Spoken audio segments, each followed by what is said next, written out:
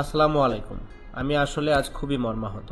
এবার এক সংবাদ বিজ্ঞপ্তির মাধ্যমে বাংলাদেশ ক্রিকেট বোর্ড বিসিবি জানিয়েছে, আন্তর্জাতিক ক্রিকেট থেকেও নিষিদ্ধ করা হয়েছে সাকিবের বোলিং। এমনকি দেশের বাইরে কোনো ঘরোয়া টুর্নামেন্টও বোলিংয়ে দেখা যাবে না তাকে। অবশ্য সাকিবের খেলায় কোনো নিষেধাজ্ঞা নেই, কেননা ব্যাটার হিসাবে যে কোনো প্রতিযোগিতায় খেলতে পারবেন তিনি। বিসিবি জানায়, সাকিব আপাতত বোলিং করতে না পারলেও তিনি সব ধরনের ঘরোয়া ও আন্তর্জাতিক ব্যাটসম্যান হিসাবে খেলে যেতে পারবেন। বিসিবি জানে যে সাকিব শীঘ্রই তার বোলিং অ্যাকশন বৈধতা করার চেষ্টায় একটি আইসিসির স্বীকৃত পরীক্ষা কেন্দ্রে পূর্ণ মূল্যায়নের জন্য যাবেন।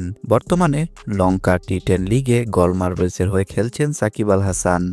আইসিসির নিয়ম অনুযায়ী কোনো একটি ক্রিকেট বোর্ড যদি একজন বোলারকে নিজস্ব নীতিমালার অধীনে ঘরোয়া ক্রিকেটে বোলিং করা থেকে নিষিদ্ধ করে এবং সেই নিষেধাজ্ঞা যদি স্বীকৃত পরীক্ষাগারের মানসম্মত বিশ্লেষণ বিধি অনুযায়ী করা হয়, তাহলে সেই নিষেধাজ্ঞা আন্তর্জাতিক ক্রিকেট, সব জাতীয় ক্রিকেট বোর্ড এবং তাদের অধীনস্থ ঘরোয়া ক্রিকেটেও এই নোটিশ সক্রিয়ভাবে কার্যকর হবে। সব মিলে খুব একটা ভালো সময় কাটছে না সাকিবের। 5ই আগস্ট আওয়ামী লীগ সরকার পতনের পর থেকে দেশে আসতে পারছেন না তিনি। এর মধ্যেই তার নামে একটি হত্যা মামলা হয়েছে।